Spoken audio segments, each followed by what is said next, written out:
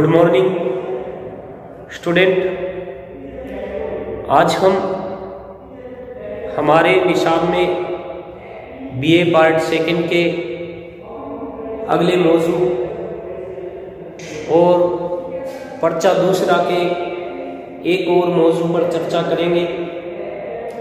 हमारा आज का मौजू रहेगा उर्दू की इब्तदा के मुख्तलिफ नज़रियात, यानी उर्दू ज़बान की जो पैदाइश है उसके बारे में किन किन नाक़दीन ने अपने किस तरह के नज़रियात पेश किए हैं, वो उर्दू की इब्तदा को किससे मुशाबा करके बताते हैं और कौन सी ज़बान से किस चीज़ कहाँ से उर्दू की पैदाइश हुई, उसके बारे में मुख्तलिफ जो नाक़दीन हैं उन्होंने अपने मुख्तलिफ नज़रियात पेश किए हैं। उस पर आज हमारी चर्चा होगी। देखिए, जो उर्दू ज़बान है इसके आगाज़ व इर्तिका का सिलसिला आम तौर पर हिंदुस्तान में मुसलमानों की आमद और उनकी यहाँ सकवंत पजीरी से जोड़ा जाता है, जो बिल्कुल ही सही नहीं है। यानी हम उसे ये नहीं कह सकते कि उर्दू ज़बान के लिए ये बात सही है कि मुसलमानों के आगाज़ से, आमद से, उनके बार बार आने जाने से उर्दू ज़बान का यहाँ शुरुआत होती है। देखिए, उर्दू ज़बान के बारे में और बहुत से नज़रियात हैं जो लोगों ने पेश किए हैं। ये ज़रूर है कि उनके यहाँ क़याम करते ही हिंदुस्तान के मुख्तलिफ इलाक़ों में मुख्तलिफ ज़बानें चमक उठी, उर्दू भी उनमें से एक है। मशहूर मुहक्किक और हिंद आर्याई लिसानियात के माहिर डॉक्टर सुनीति कुमार चटर्जी का ख्याल है, अगर मुसलमान हिंदुस्तान में ना आए होते तो जदीद हिंद आर्याई ज़बानों के अदबी आगाज़ व इर्तिका में 2-1 सदी की ज़रूर ताख़ीर हो जाती, यानी 2-1 सदी की देर हो जाती कि जो हिंद आर्याई ज़बानें थी वो चमकी, वो थोड़ी जल्दी चमक गई जब हिंदुस्तान में मुसलमान आए। तो इसके सिलसिले में पहला जो नज़रियात है उसकी हम चर्चा करते हैं कि पहला नज़रियात किसने पेश किया है। देखिए, पहला नज़रियात है उर्दू की इब्तदा सिंध से हुई। पहला जो नज़रियात है वो नज़रिया है सुलेमान नदवी का। ये क्या कहते हैं, सुलेमान नदवी के उर्दू ज़बान, उर्दू किससे बनी? सिंध से, या सिंधी भाषा से उर्दू ज़बान का या सिंध से आगाज़ होता है। इन्होंने इस बात की पैरवी की। उर्दू की इब्तदा किससे हुई? सिंध से। ये पहला नज़रिया हम आज पढ़ने जा रहे हैं कि पहला नज़रिया क्या कहता है। देखिए, इसके बारे में इन्होंने खुलासे के तौर पर अपनी नज़रिया रखा है। ये क्या कहते हैं? देखिए, कारोमंडल, मालाबार और जनूबी हिंद के बाद दूसरे साहिली इलाकों में मुसलमानों की आमद व रफ्त से कतई नज़र सबसे पहले मुसलमान बड़ी तादाद में मोहम्मद बिन कासिम की क़यादत में शिमाल मगरिब के बहरी रास्ते से हिंदुस्तान में दाखिल हुए, यानी समुद्री रास्ते से हिंदुस्तान में दाखिल हुए और 711 ईस्वी में सिंध को फतह करके उसे इस्लामी हुकूमत का एक सूबा बनाया। ये मुसलमान अरब थे और जो ज़बान बोलते हुए वो यहाँ आए थे वो अरबी थी। चंद वजूहात के बाइस वो पूरे मुल्क में ना फैल सके और तकरीबन 300 साल तक वादी सिंध में ही मुकीम रहे, यानी वहीं पर ठहरे रहे, सिंध में ही। उस दौरान अरबों और वहाँ के मकामी बाशिंदों کے درمیان میل جول اور سماجی روابط بڑھتے گئے۔ یہی وجہ ہے کہ سید سلیمان ندوی 1884 سے 1953 عیسوی اپنی تصنیف نقوش سلیمانی جو اعظم گڑھ 1939 عیسوی میں شائع ہوئی، اردو کے جائے پیدائش سندھ قرار دیتے ہیں۔ وہ لکھتے ہیں مسلمان سب سے پہلے سندھ میں پہنچے ہیں اور اس لیے قرین قیاس یہی ہے کہ جس کو ہم آج اردو کہتے ہیں اس کا حولہ اسی وادی سندھ میں تیار ہوا ہوگا، یعنی ہوا ہوگا یا ہو گیا ہوگا، یعنی یہ اپنی قیاس لگاتے ہیں کہ 300 سال تک مسلمانوں کے یہاں رہنے سے جو اردو زبان اور وہاں کے مقامی باشندوں جو عربی تھے اور جو وہاں کے مقامی باشندے تھے ان کے بیچ میں جو کمیونیکیشن ہوا اس کی وجہ سے یہ زبان اردو جسے ہم آج کہتے ہیں تیار ہوئی ہوگی۔ لیکن اگر خالص علمی اور لسانیاتی نقطۂ نظر سے دیکھا جائے تو اس بیان میں ذرا بھی صداقت نہیں، اس میں کوئی شک نہیں کہ مسلمانوں نے سندھ کی تہذیب کے علاوہ وہاں کی زبان کو بھی متاثر کیا، لیکن وہ زبان اردو نہ تھی بلکہ اس زبان کی قدیم شکل تھی جو آج سندھی کہلاتی ہے۔ یہی وجہ ہے کہ سندھی زبان میں ہمیں عربی کے بے شمار الفاظ ملتے ہیں، بلکہ اس نے عربی کے رسم الخط کو بھی اختیار کر لیا۔ علمی اعتبار سے ہم بڑے شوق کے ساتھ کہہ سکتے ہیں کہ عربوں نے وادی سندھ میں قیام کے دوران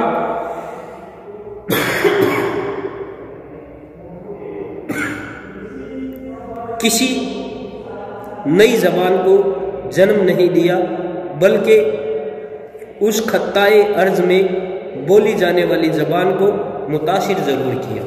یہ تھا سندھ زبان والا جو نظریہ ہے سلیمان ندوی کا ہے، اس کے لیے ہم نے لکھا۔ اب ہم اگلا نظریہ دیکھیے، ہم نے جانا کہ اردو زبان کا سندھ سے پیدا ہونا سلیمان ندوی نے کس طرح سے بتایا کہ کیسے اردو زبان پیدا ہوئی ہوگی، اور یہ بھی جانا کہ یہ پوری طرح سے حقیقت نہیں ہے کہ سندھی زبان سے اردو زبان پیدا ہوئی ہوگی۔ اگلا جو نظریہ ہے وہ نظریہ ہے اردو کی پیدائش پنجاب میں۔ دوسرا نظریہ ہے مشہور محقق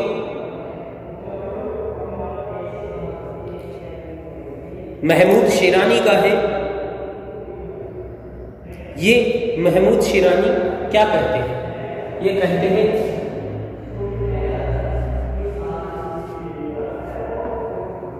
یہ اپنا نظریہ کیا پیش کرتے ہیں، یہ لکھتے ہیں اردو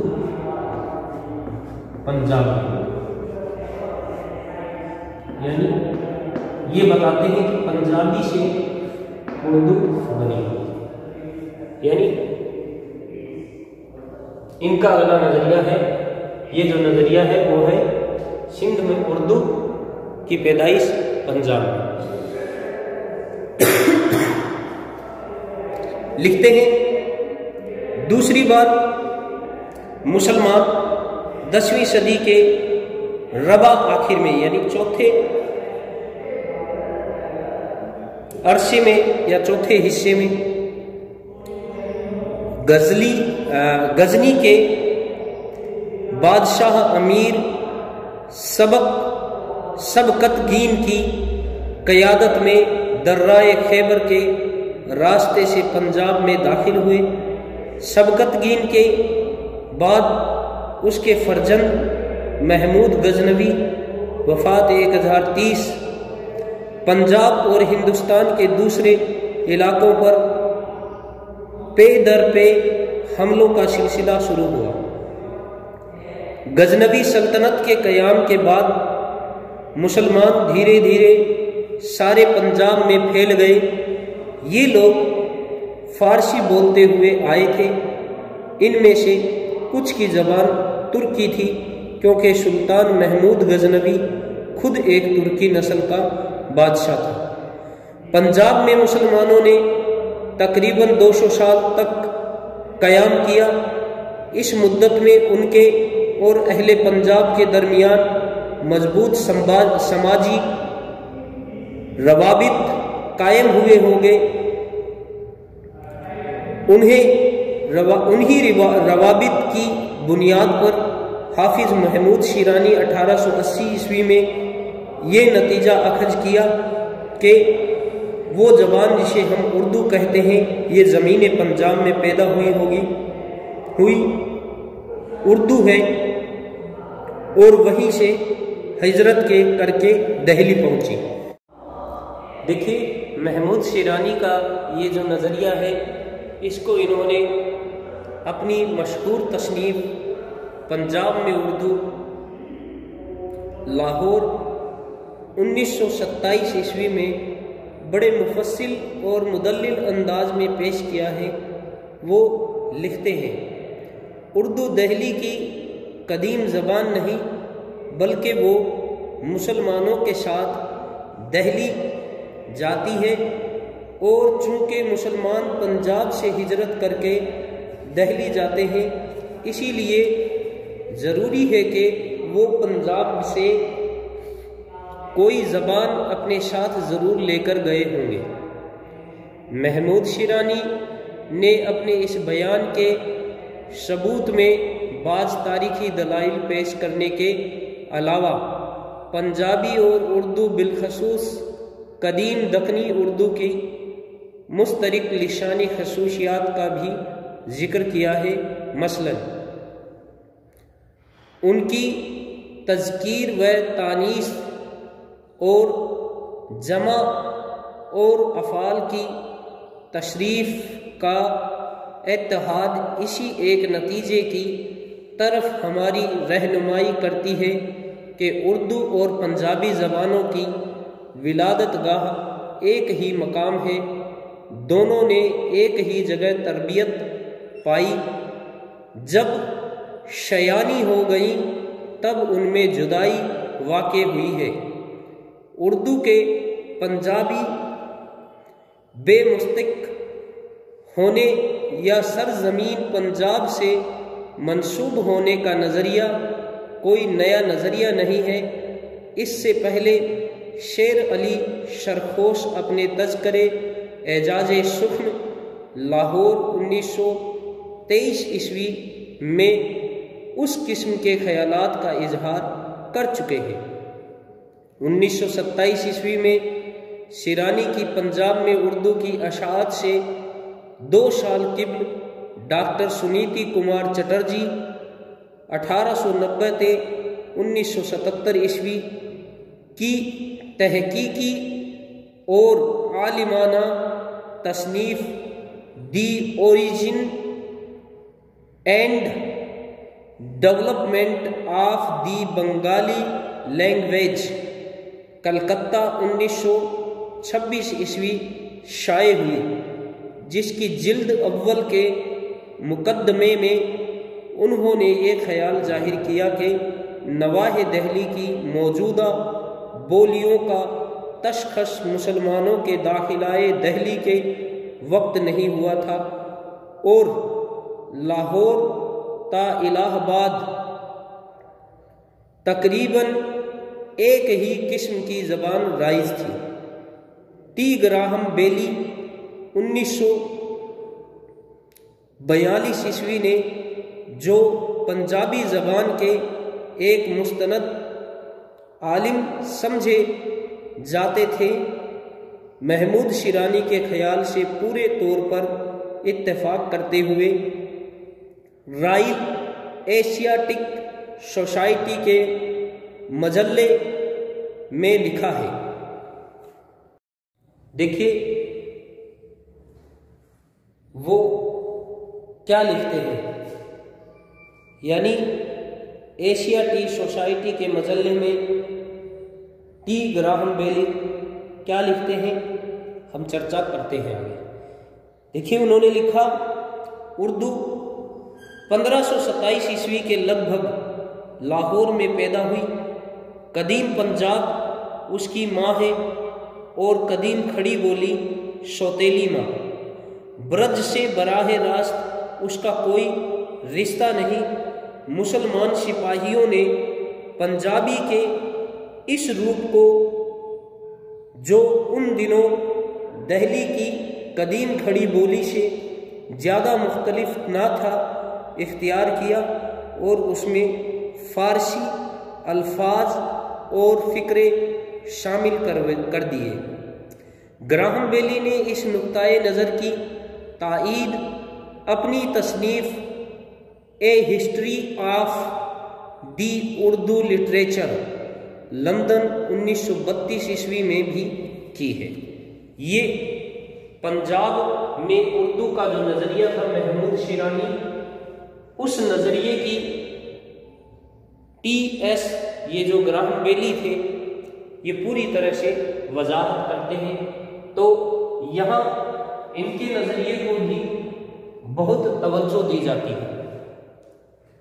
अब इसके बाद जो उर्दू ज़बान के अगले नज़रियात हैं उन पर हम हमारी अगली वीडियो में चर्चा करेंगे। इसके अलावा देखिए, हमने जाना पहला जो नज़रिया था वो था सुलेमान नदवी का। ये भी ये बयान करते हैं कि सिंध में अरबी आई, अरबियों से उर्दू ज़बान की पैदाइश हुई। यहाँ महमूद शिरानी, महमूद गजनवी की जो क़यादत थी उस पर चर्चा करते हैं। उनकी आमद से, यानी जो फ़ारसी लोग थे और तुर्की लोग जो आए थे उस दौरान में, ये वजाहत करते हैं कि उर्दू पंजाब से बनी है। और सुलेमान नदवी अपनी किताब नक़ूश सुलेमानी में उर्दू सिंध से बननी बताते हैं। और इनकी जो किताब है, इनकी जो तसनीफ़ है, मशहूर तसनीफ़, उसमें ये भी वजाहत पेश करते हैं इस बात की कि उर्दू पंजाबी से बनी है।